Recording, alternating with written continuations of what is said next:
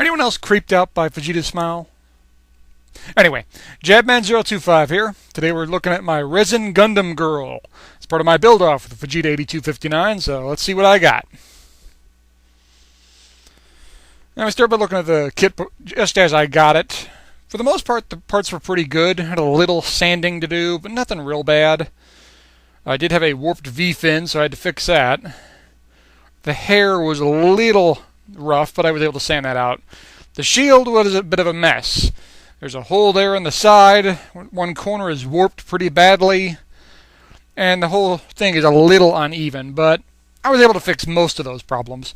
You notice there is no star on the shield because it is the Verka version of this Gundam girl, but I decided to change that. It came with a base, which was a piece of junk, very thin, very flimsy, so never even bothered to use that. Now, I just glued the kit together. You could use pins, but this kit was so simple to put together, I just glued it together. There were a few gaps, which I filled in with green stuff modeling clay. If you're not sure what that is, check out some of my older reviews. Basically just in the leg connections and in the arm connections. In the shoulder connections.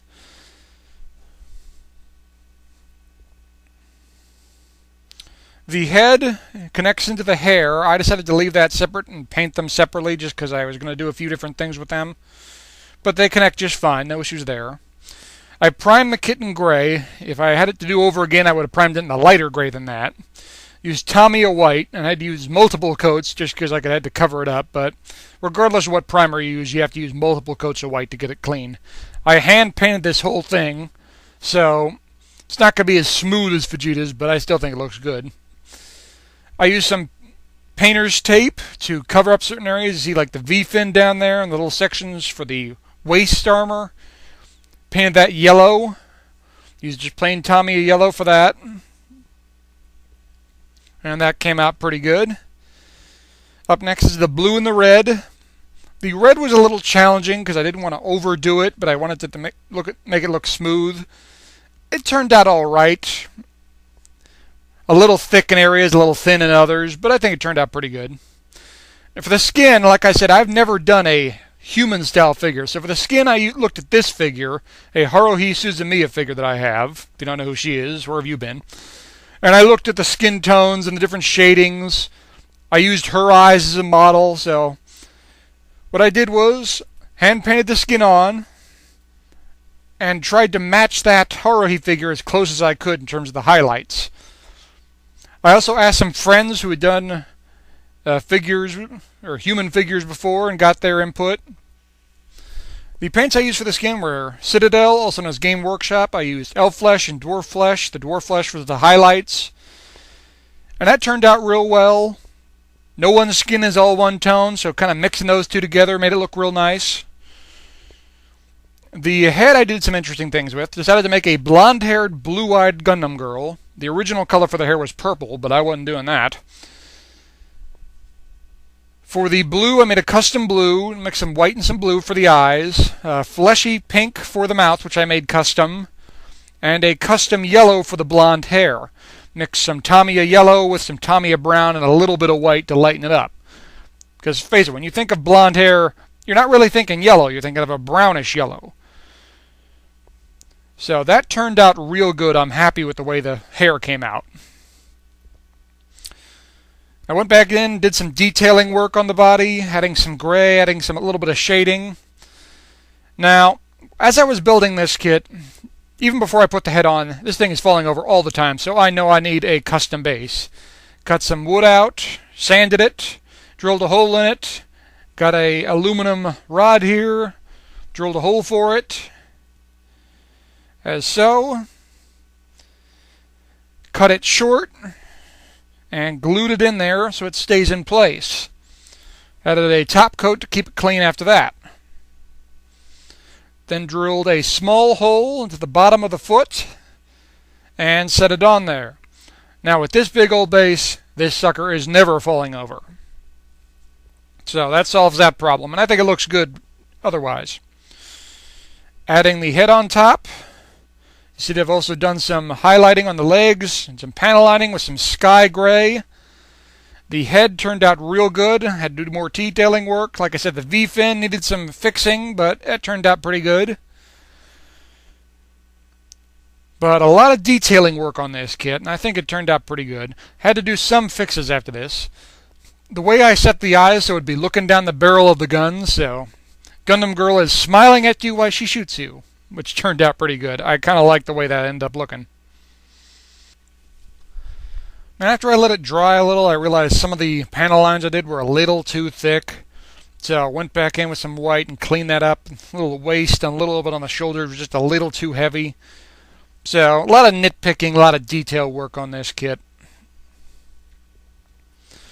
As for the shield, I mentioned it was warped. Used a lot of green stuff modeling clay to clean that up. There's a hole up at the top where there shouldn't have been. I decided to fill in those holes across the front of the shield, and I added the star just because I never liked the fact that the Verka didn't have the star on it. So after which it dried, cleaned it up with some sandpaper, evened out as best I could. Primed it, and painted it. As you can see, the reds turned out pretty good. I am a little disappointed. You can kind of see the green stuff underneath on the front of the shield. I thought I evened it out a little bit better than that, but c'est la vie.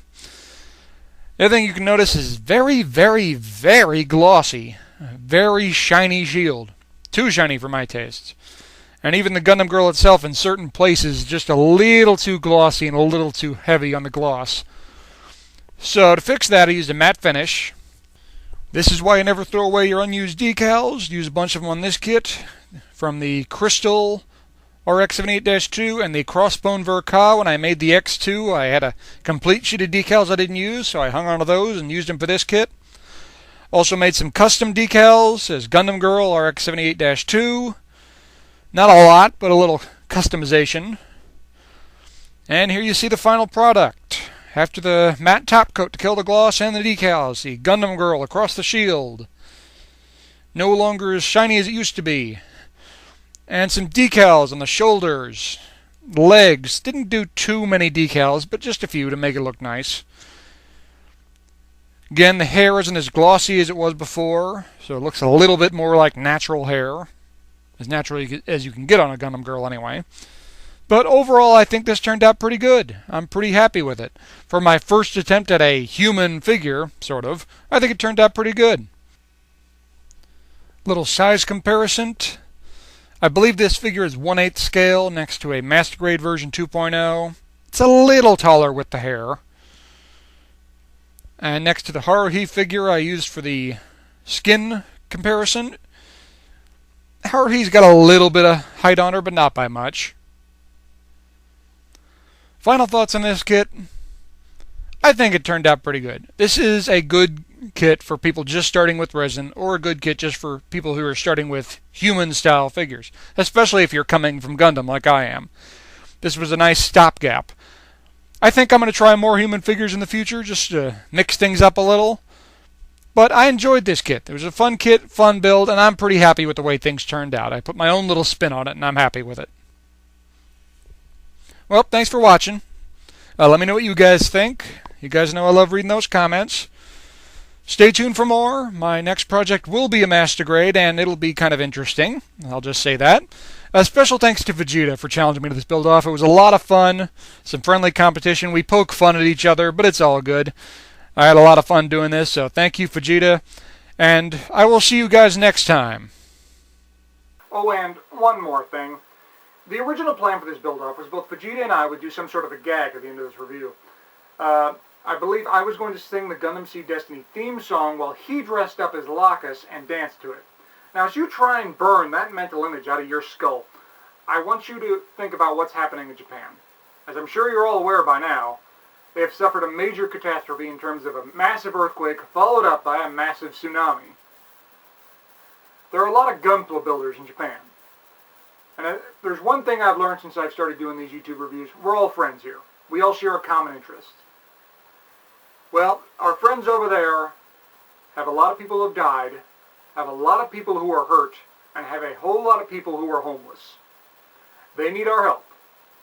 So what I ask you to do is go to the link I provided below and donate $1 to the Red Cross. Just $1. That's not a lot, guys. If everyone who views this donates $1, we can help some people out. Get them a blanket. Get them a warm meal. Keep them warm for the night. Help them out. Help rebuild homes. There are people over there that need our help. And like I said, there's a lot of Gunpla builders over there that need our help. And we're all friends. Donate $1 to help them out, guys. They need it.